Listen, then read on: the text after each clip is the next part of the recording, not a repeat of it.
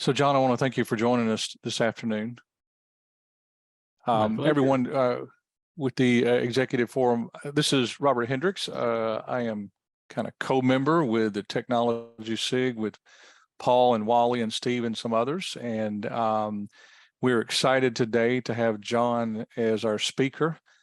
John has a fairly esteemed background and an author of a number of series, as you saw in the announcement that went out.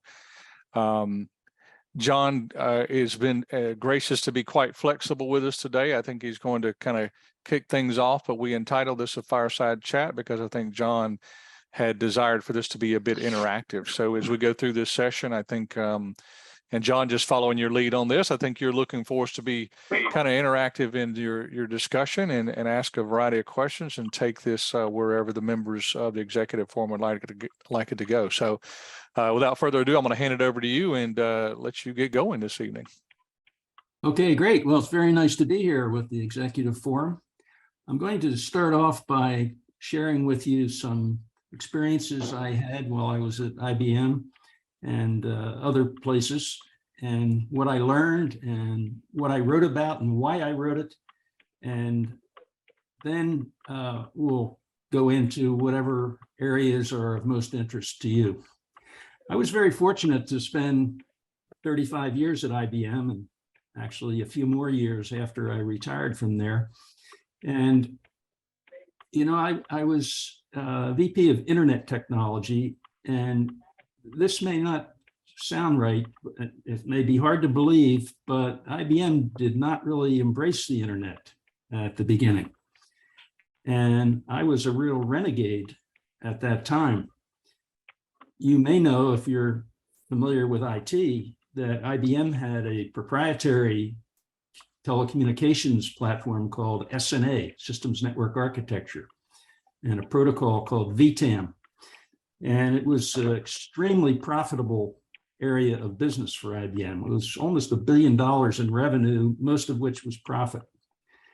And here I was advocating that we shift all the best people over into TCP/IP, the protocols of the internet. And that didn't go over very well with the people running that big profitable part of IBM.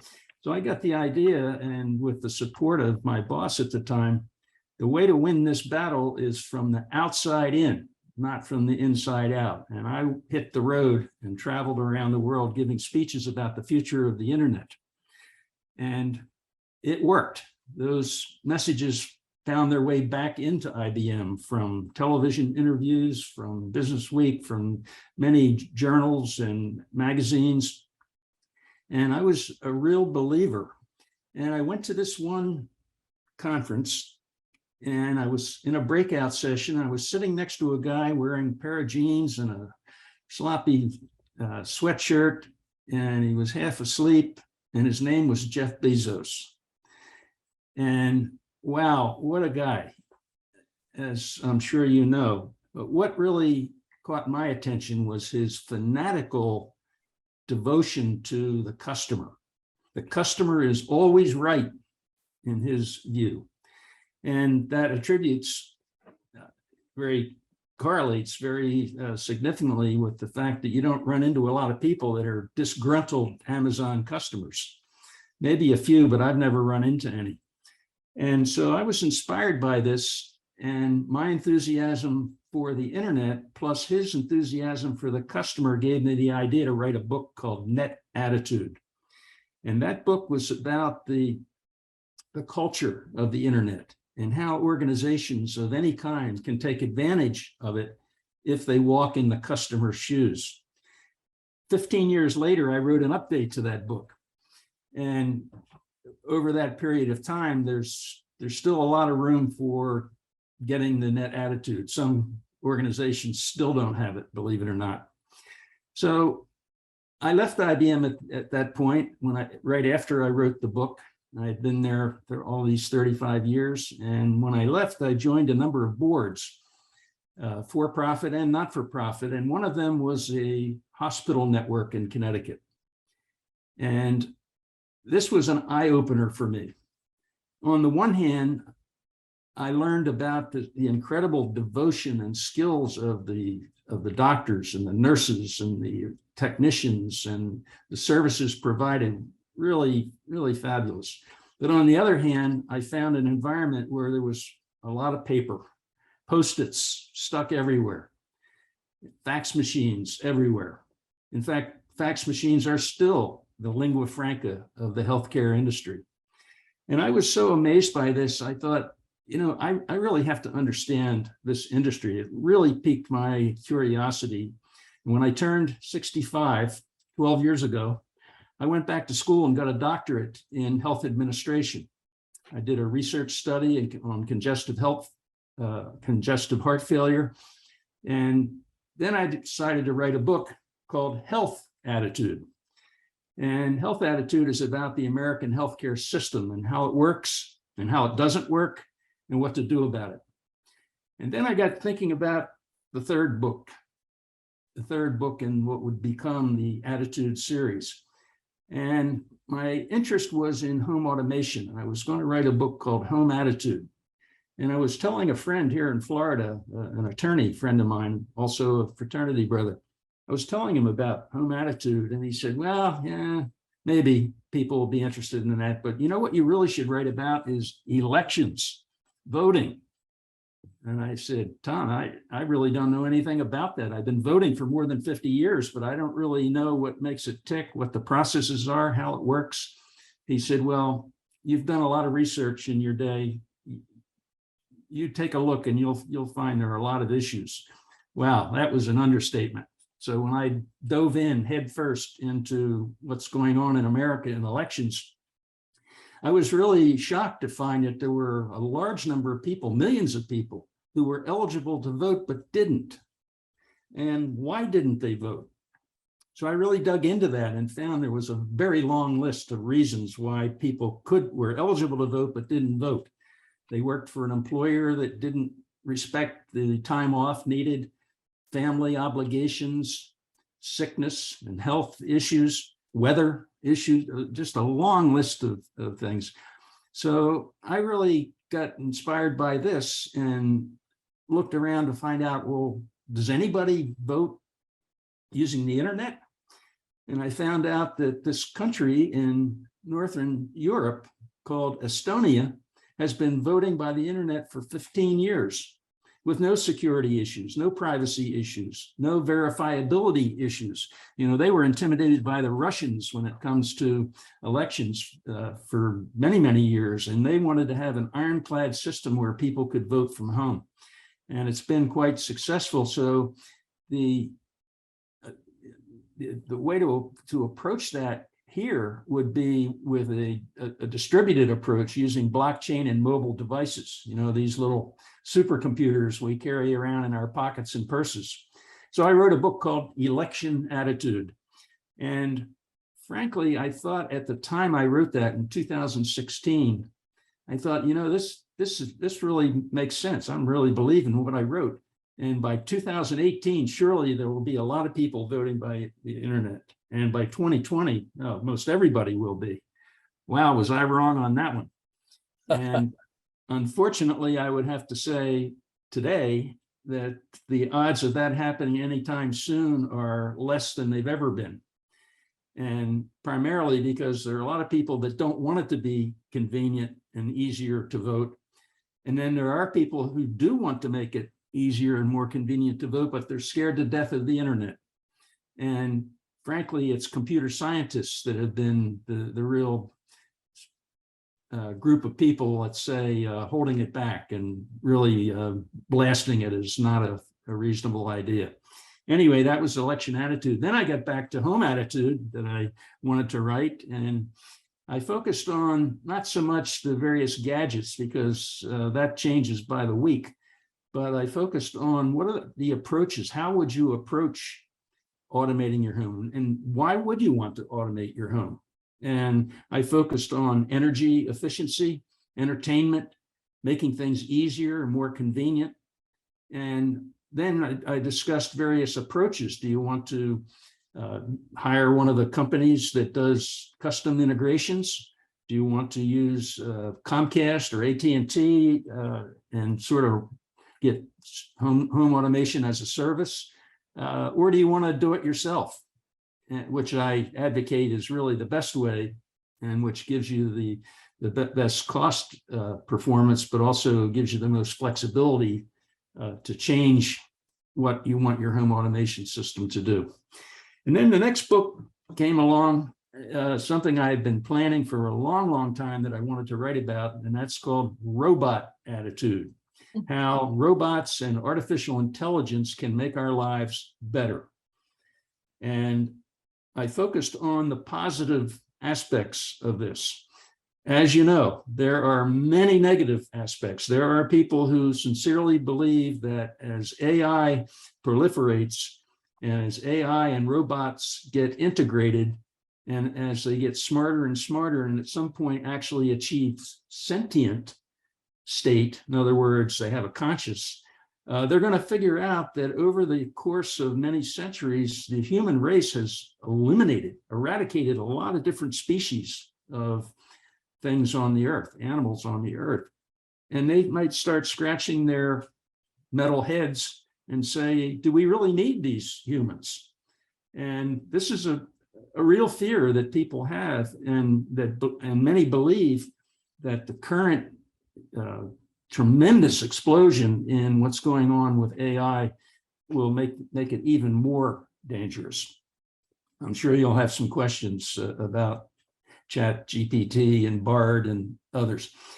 And then finally, I got the idea to write a book called Reflection Attitude. And this book is a collection of about 100 articles that I've written over the past 25 years. And at the end of each of these short articles, I laid it out. What did I get right? What did I get wrong? And what's my view of this particular area of interest now? And it brings together a lot of different topics, including cryptocurrency, NFTs, the blockchain, climate change, some of my hobbies, motorcycles, aviation, and of course, internet communications, I guess I would call it, blogging. In other words, the history of it and what's that all about and where's it headed. There's about 20 different categories of things that I wrote about in Reflection Attitude. So I'm going to stop there. I've touched on a lot of different subjects, a lot of subject areas, and I'd like to use our remaining time to discuss things that are on your mind, not necessarily what's on my mind. So I'm happy to open it up for that purpose.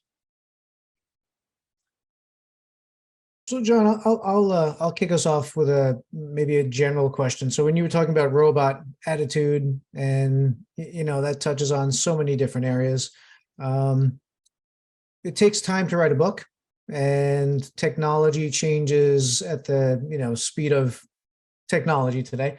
Did you find that by the time you finished writing, things had changed, or at least challenged some of the things you were thinking when you started out? No, not really. All 6 of my books are written for the layman. I don't get into bits and bytes. I take complicated topics and try to make it understandable for the layperson.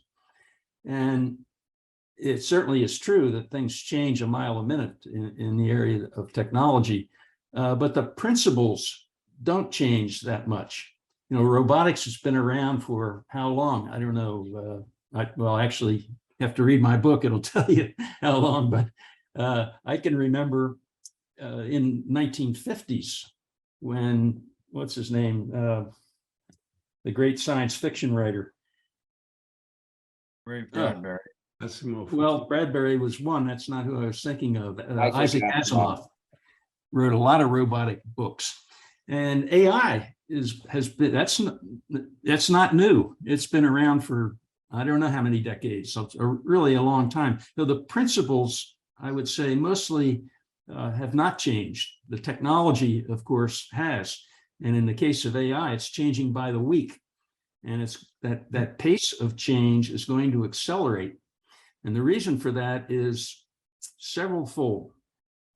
First is that, as you know, the power of computers in the cloud is really ramped up. I mean, the first supercomputer was a fraction of an iPhone, let alone these really super duper servers that are deployed in the cloud. And secondly, the internet has become more reliable and much faster. And third, the computer science guys, they are really on the case. And there's some brilliant people doing their doctoral work in the area of AI. And AI, as you know, there's like a large number of categories, from machine learning, from computer vision, to facial recognition, to self-driving cars, to deep learning. And there's just a lot of different dimensions to it.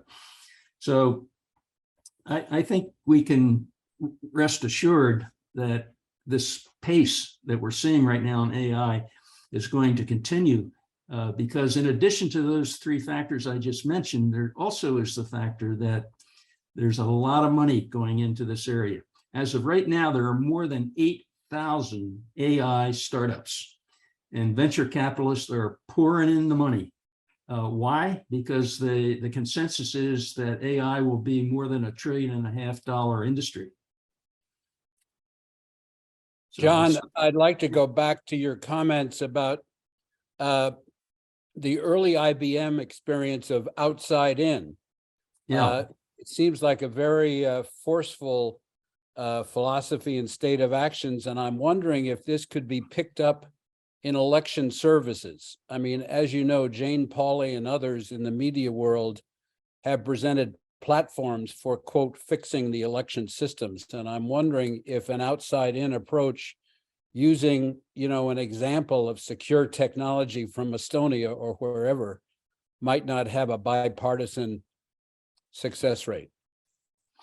Yeah, well, it's, as I mentioned, it's politically unpopular by both of the major parties for different reasons, but nevertheless, there's not a lot of support there. But there is an opportunity, I think, for a grassroots, bottoms-up approach to improve our voting system. And there are a number of startups in this area around the world. One of the best ones is Votes, V-O-A-T-Z. Votes is based in Boston, and they have helped communities with millions and millions of votes in Oregon, in Utah, a lot of things outside of the US. In Canada, it's been booming there in the various municipalities. And the reason is that it's so compelling is that it's really hard for a lot of people to vote. And the disenfranchisement is millions. I would say it's close to 10 million. And the military is one chunk of that. And they have learned over the years that, they can vote. They can request that their registration home base send them a ballot, and they can fill it out and they can sign it and they can put it in an envelope, and it might get back to Atlanta or New York or Philadelphia or wherever, and it might not. And if it does get there, it might end up in a pile on a desk and not even opened unless there's a tie. Okay, let's see what the military had to say. So that's millions of votes, and there's no reason why that can't be done electronically in a way that is private, secure, verifiable. Absolutely can be done. And Votes is showing communities how to do it. But it's not going to ever be, in my opinion, a tops-down approach. There is a Federal Election Commission. It's basically a powerless committee. They ask questions and they do tests and they put out some guidelines, but they really have no power to tell people what to do. The Article 1, Section 2 of the Constitution gives the states the ball, and they all approach it differently. And in fact, the states delegate it down to counties, and counties delegate it down to local communities and townships. So it's not going to happen by anybody at the top. It's going to happen one precinct at a time, bottoms up. So congratulations on your proliferation of writing. It looks like by my math, you've written a book every 4 years for the last 24 years. Is there another book in there? And if not, I have a suggestion for one. What was that last part? Is there another book in you? And if not, I have a suggestion for you. Oh, well, I'm always open for suggestions. I think The you should sixth do a book- prequel. Call it the memoirs attitude as to what drove the whole attitude thing, and sort of a prequel. Yeah. And if not for the public, for your family, because it's a wonderful story. And, you know, the years at IBM, I'm sure have a lot of good stuff in them. I'd love to read that. Well, Net Attitude addresses what you're saying. There actually are the 6 books in the It's All About Attitude series. Those 6 books have all been written since 2015. So it's, Oh, wow. yeah, they've happened fairly quickly. But the first book was in 2001, and that was called Net Attitude. Right. And then in 2016, I wrote the follow-on to that. And in a similar approach to reflection attitude, where each of the various philosophies and approaches that I espoused, I talked about what did I get right and what did I get wrong and how do I see it now? And I think that does address what you're saying, actually. It's really an attitudinal thing. I'm a believer that all the big problems in the world and all the big solutions in the world are driven by attitude. And I can tell you, and especially in healthcare, you know, I call it the 4 Ps: the attitude of the patient, the provider, the policymaker, and the payer.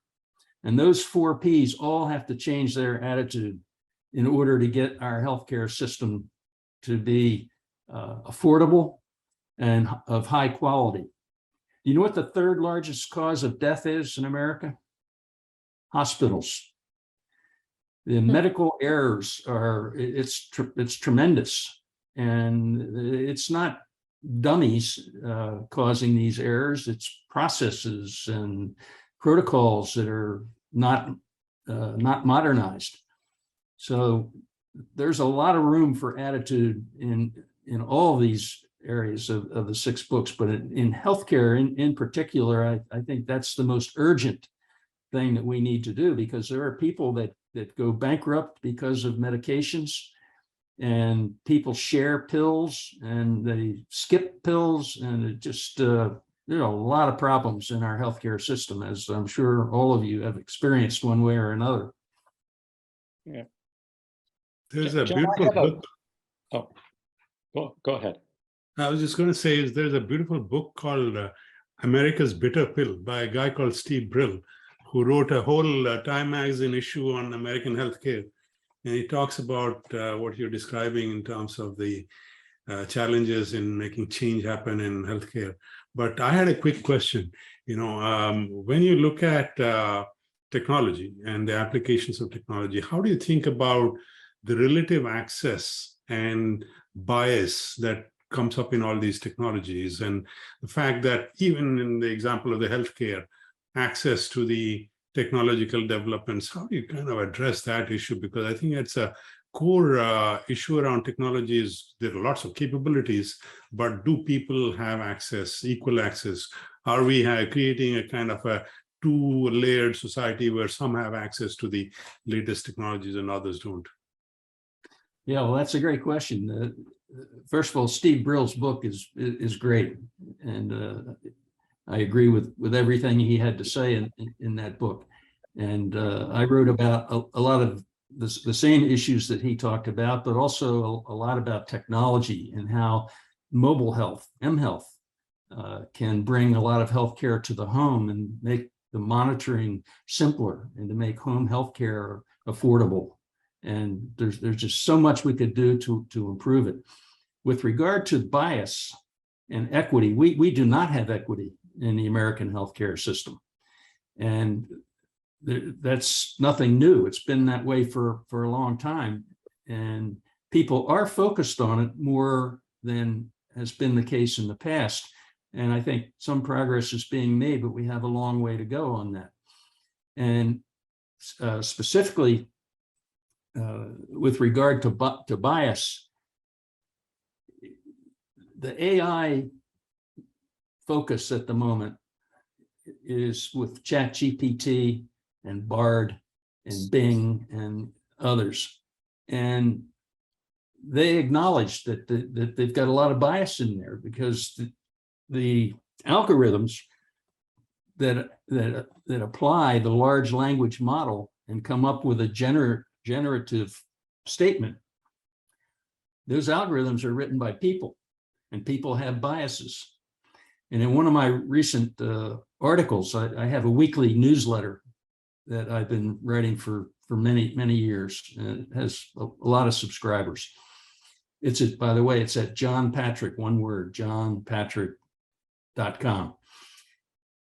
And I shared with the readers some examples of questions that I asked ChatGPT, and then I showed the answer that I got from ChatGPT.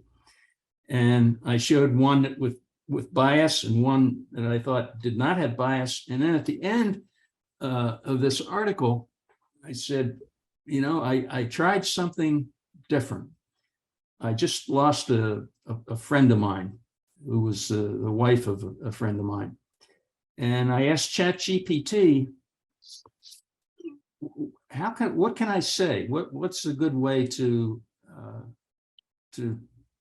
offer my condolences to my friend?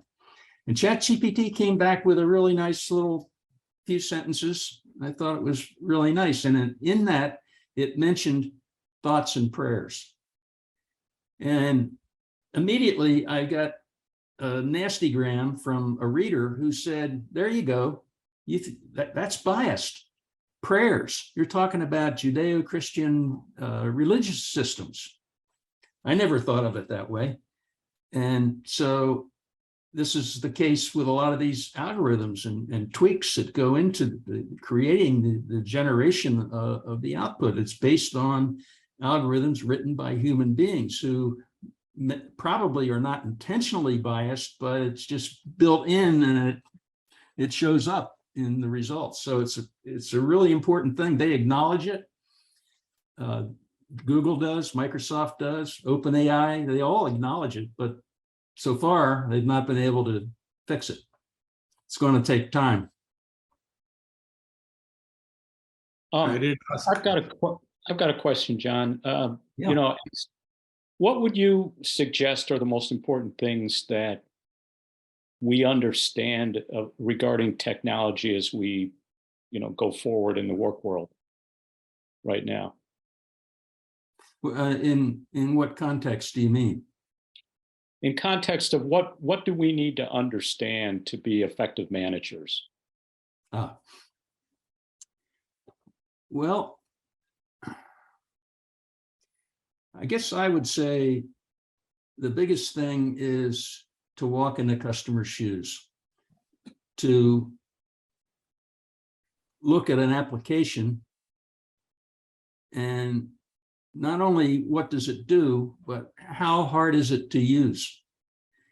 There are so many websites today that they just don't work. You click here and nothing happens, or you get some error message that only a JavaScript programmer could understand. And there's so many that they're next to impossible to use. The processes are oriented around technology, and it should be oriented around the user. And at the hospital network in Connecticut, I serve on a executive committee for Nuvance Health, and we have a group, they have a group called the Digital Patient Experience Executive Committee. And it consists of 16 C-suite executives across the health network, plus me, the outsider. Some of them would probably say the guy that's a pain, because I keep bugging them about this. And they show these charts and we've all seen them, with the green circle, the yellow circle, the red circle, and they tend to be mostly green. And I always ask, what's the patient think? What are the patients telling us? The surveys, I'm sure anytime you have an engagement with the health system, any health system, they're going to send out a questionnaire. And this questionnaire is Press Ganey is the name of the company. They've been doing this for years. They make a fortune doing these surveys. And I've been saying for years that they're not asking the right questions. They're asking you about, how was the food? How was the temperature in the room? Was the nurse that was helping you, were they sensitive to your needs? Did the doctor explain what he or she is doing for you, etc.? And I say that survey should also ask, did you make your reservation online? And if you did, was it easy to do? Were you able to modify it or cancel it? Were you able to get your blood results? Could you do a search in your patient portal, which has a database, a SQL database of all your blood work for decades, but you can't do a query. You can't print it. There's so many things you can't do in healthcare that we all know could be done. So that's my way of saying the focus should be on the user. And we need to ask the right questions. The most asked question in the world, well, I'll say in the US, is based on your experience with support last week, on a scale of 1 to 10, how likely are you to recommend AT&T or Comcast or whatever it is? How likely are you to recommend our company to your friends and family? And I say, my job is not to make recommendations for you. You're asking the wrong question. Why don't you ask, how did I like the service? Did it meet your needs? Was it a good service? What was it? How was the price? How was the functionality that we offered to you? Their approach to making customer service better is to find customer service agents who customers found to be ineffective. And so that's the purpose of their survey. They want to know whether or not they should fire the person that you talk to. And then what they should ask you is, how was our product? How was our service? How was the price? How was the complexity of using it, etc.? Am I making any sense with that? Yeah, no, thank you. That's one person's view. John, I have a follow-up question. I think when you started your work, the position of CISO leader, Chief Information Security Officer, did not exist. But if you were defining the potential for success in that job in today's environment, what would you tell someone in that role? Yeah, well, that's a good question. And it's a tough job. And I wouldn't want to be one, I'll tell you that. The pressure on those positions is incredible. Back in 1995 or 6, I started a group at IBM called Ethical Hacking. And it was a group of PhDs out of IBM research, and we put them on consulting engagements. And we offered to come to a company and break in to their system and then tell the customer how they broke in and what to do to prevent it. So this has been around for a long time. So why are we having all these problems that we're having? Why did LastPass basically, a password system, a password manager, and it was breached? How could that be? How could, there's so many examples of, big companies that got breached, and it gets people thinking, the problem is the internet is insecure. That's not the problem. The internet itself, of course, is insecure, but it is possible to have a secure server on an insecure network, as you know. And most all of the problems that occur because there was not a process in place to apply timely when updates and fixes are available. And there's plenty of information out there about vulnerabilities that exist. There are databases, some government, some private, but yet one of these breaches occurs. Oops, you know, we didn't apply the patch for this particular vulnerability. Why didn't you apply the patch? Well, because there wasn't a process in place to make it almost mechanized. You know, a process that we constantly review what are the outstanding vulnerabilities, what patches are available to address them, what process do we have in place to make sure that that patch gets installed and tested timely. And, you know, I don't want to make it sound simple because I know the pressure that people are under, whether it's CSIO or CIO or CEO, they all feel the pressure. But that's a big part of the solution. Well, John, right now, if a company breaches or if their systems are breached, it seems that the harshest penalty they'll pay is to buy their customers a year's worth of identity protection, and then they're okay. I agree. I think there should be a lot more accountability. You know, the CIO at Equifax and the CEO, they retired with a nice big pension. And meanwhile, a huge number, what was it? Forget how many million customers lost their personal information to hackers. So yeah, you're exactly right. What about cryptocurrency? Why is it needed, John? Do you have a theory? What's that? Why is cryptocurrency needed at all? Do you have a theory on that? I do.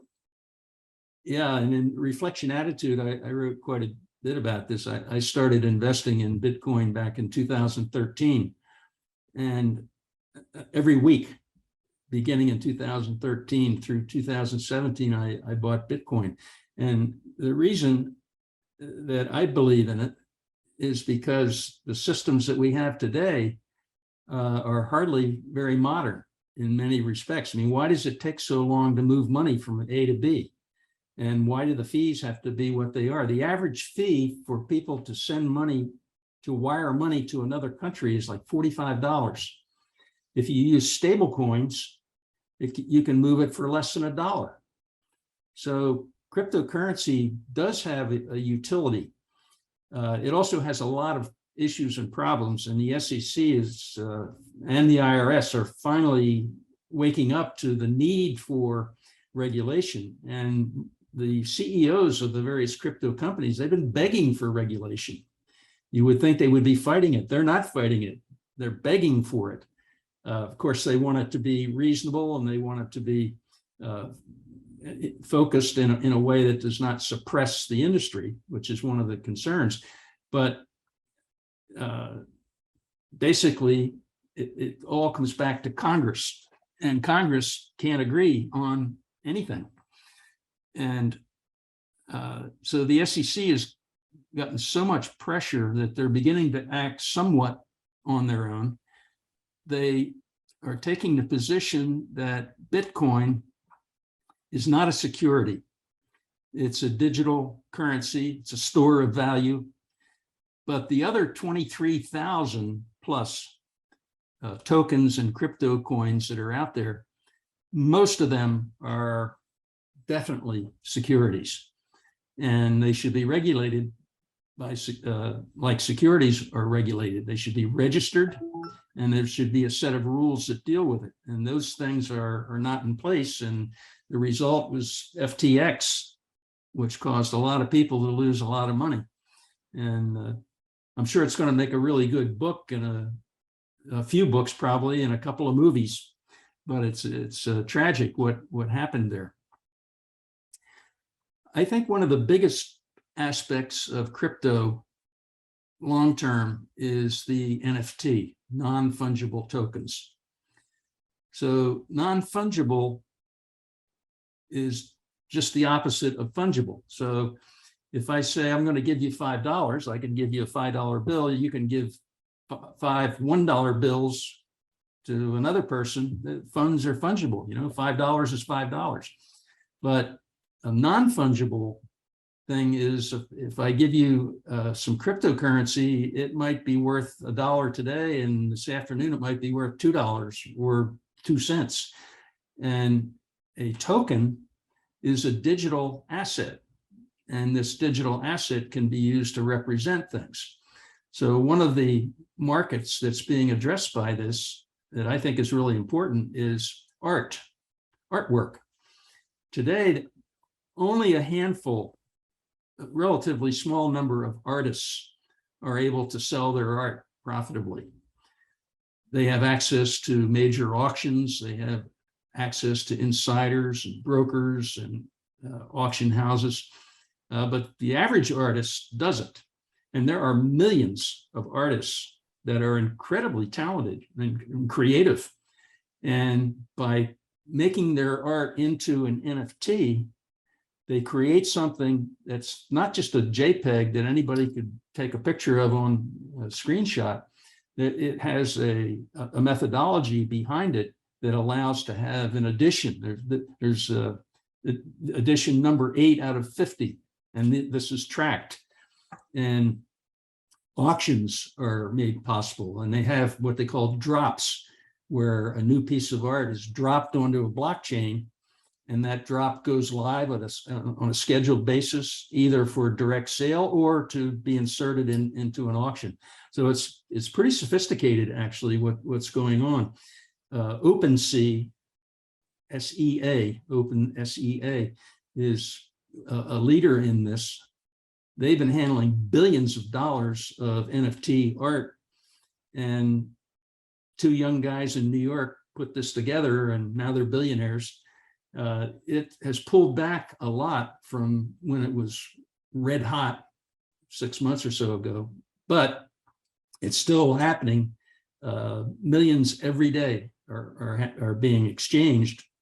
And now the IRS has started to wake up to what's going on and realizing that there's like $50 billion worth of sales which involve capital gains, which are not taxed. And so they're on the case, and they've defined pretty well, I would say, what an NFT is, and established a rate of 28%. That's their proposal. Their argument is it's mostly wealthy people that are buying this art. I'm not sure that's true, but anyway, that's NFT is a big deal for art. It's also a big deal for things like deeds, titles, birth certificates, marriage certificates. There's so many of these types of documents that are all handled manually. I went through a real estate sale last summer. I sold this vacation home I had in Pennsylvania, and the attorney said they couldn't find any record of me paying off the mortgage on that property. Well, I had paid it off 25 years ago, but they couldn't find a record of it being paid off, which is supposed to be done, recorded at the county where the property is located. Now, if that was an NFT, then it would be accessible. NFTs, and for that matter, anything on the blockchain is immutable. Fancy word, my favorite word, immutable. It means you can't change it. You know, when it drops onto the blockchain, nobody can change it. And so I think a lot of these outdated systems that we have, car titles, that, you know, a car can have a lot of different owners over time. And how do you find that trail? It is really hard. So I think crypto has a lot of potential. John, the NFTs you described of art, the people who buy them, are they art lovers or are they investors? Both. It's just like you look at some of this artwork and you say, yeah, who would buy that? I gave a talk at a senior center in Connecticut, and I showed some NFTs, and I showed them one in particular that I thought was really outstanding. It was really gets your eye. And I said, would anybody in the room buy that? No. I said, well, how about if I told you it was painted by Picasso? And, he produced a lot of weird looking stuff, but people bought it because it was original. And that's what the NFT does to digital art that's created by an artist. And there's a lot of very creative stuff that is being produced. And so some people buy it with the sole intention of flipping it, just like real estate. They buy a house, they don't want to live in it, they want to patch it up and sell it. And then there are people that believe that they're going to buy this NFT and they're going to hang on to it forever. So you might ask, well, what the heck are they going to do with this NFT? Well, they might make it into an avatar on their website. They might put it on a Samsung flat panel in their house and have a collection of NFTs and have them rotate through on the big screen. You might print it out and have it framed in a glass frame and hang it on the wall. So there's a lot of possible uses for these NFTs, but what makes it work is that they're immutable and they are authentic. Now, not to say there's no fraud. There definitely is room for fraud here, and there has been some. That's, again, why we need some level of regulation. There's also been some insider trading where somebody knows that a particular new piece of art from a really hot artist is going to drop at 6:30 p.m.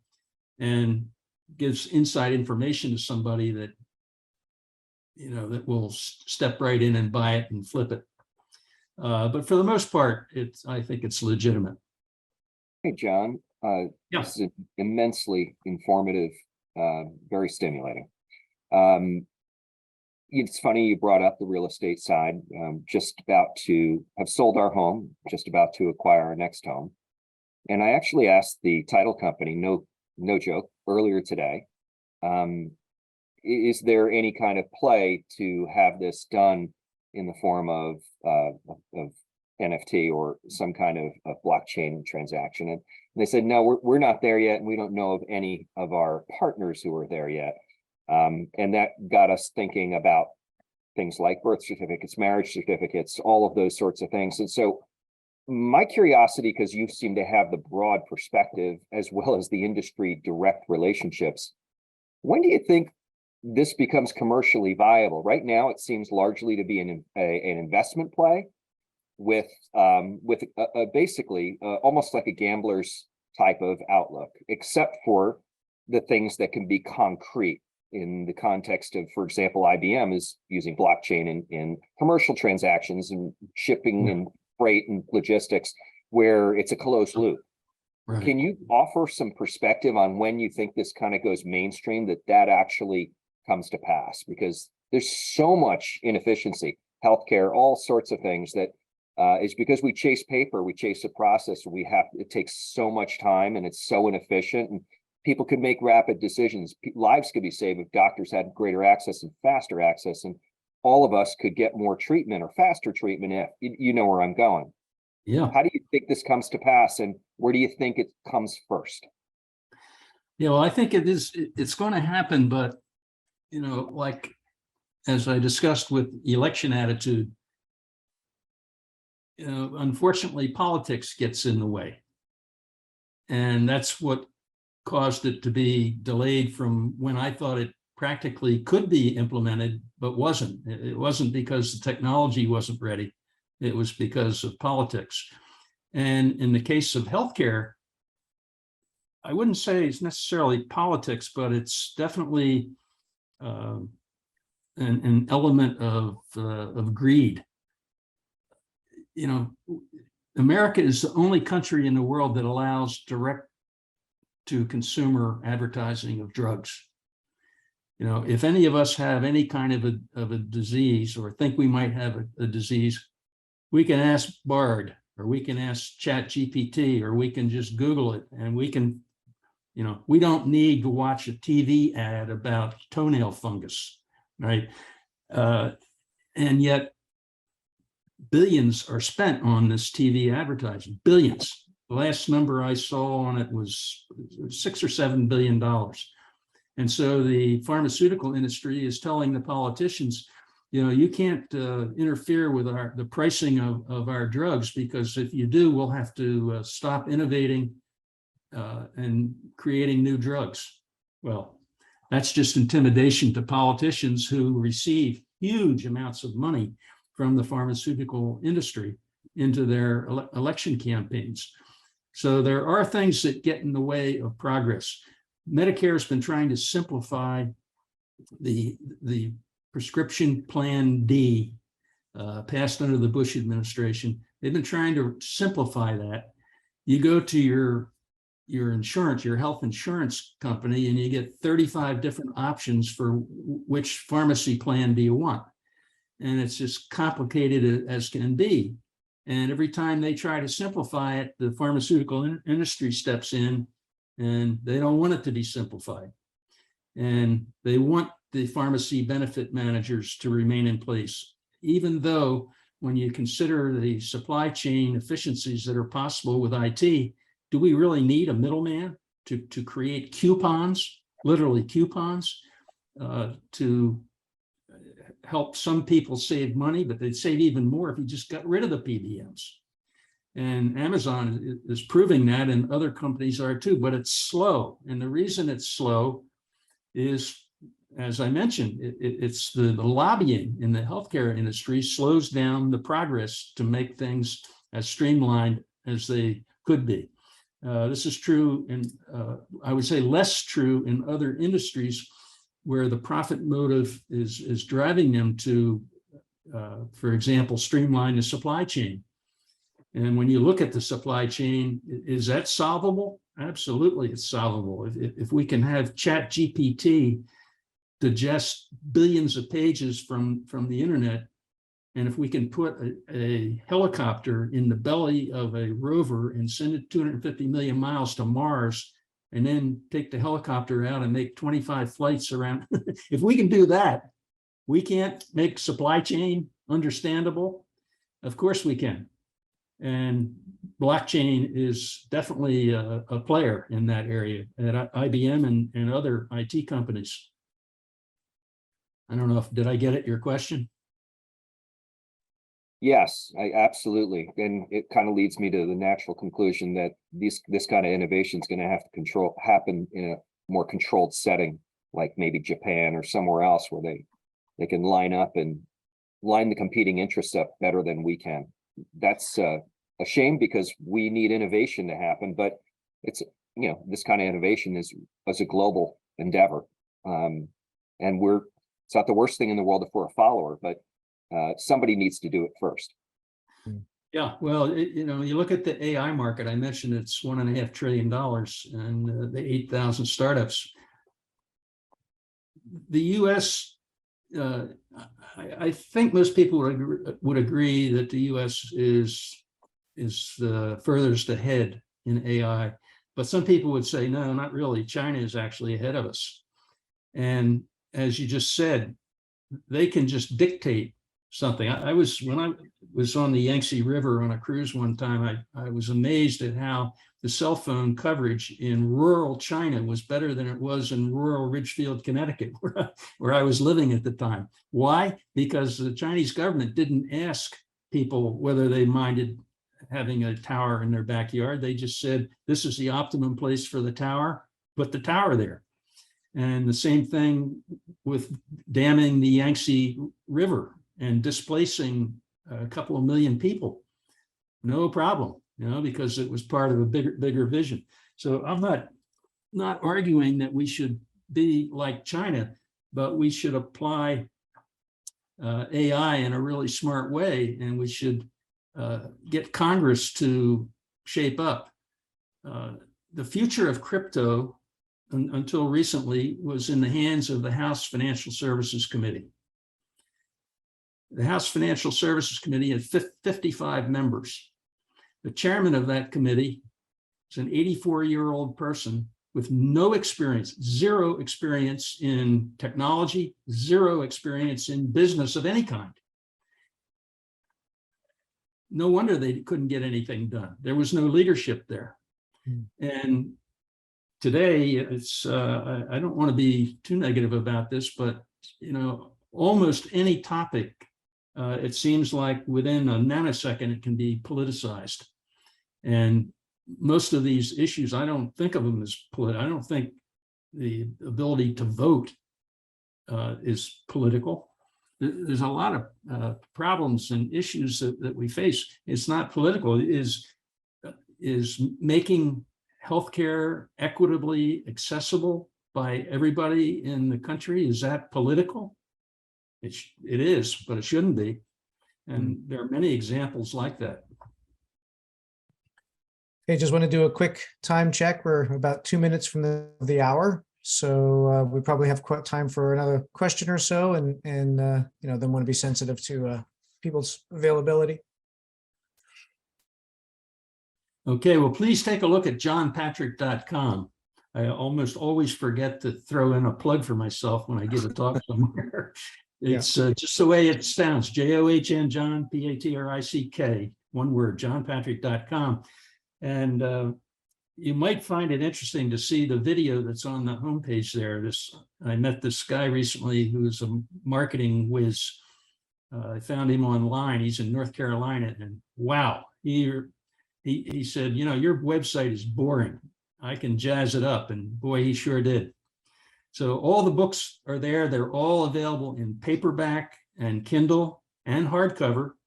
And 4 of them are available also in Audible. And if there's any Audible fans here and you want a promo code for one of those 4 books, just send me an email, john@johnpatrick.com. I'd be happy to give you a promo code. A freebie. John, you already have 1 new subscriber to your newsletter. Thank you very much. Okay, thank you. It goes out every Saturday morning at 6:30, and there's last I looked, there are about 1,100 subscribers. People seem to like it. This Saturday morning's story will be about machine learning, and again, in layman terms, hopefully, what I have written it'll make sense. Oh, now I know what that is. It's been awesome. Thank you. Great. Yeah, John, this has been a pleasure. We want to thank you today for your time.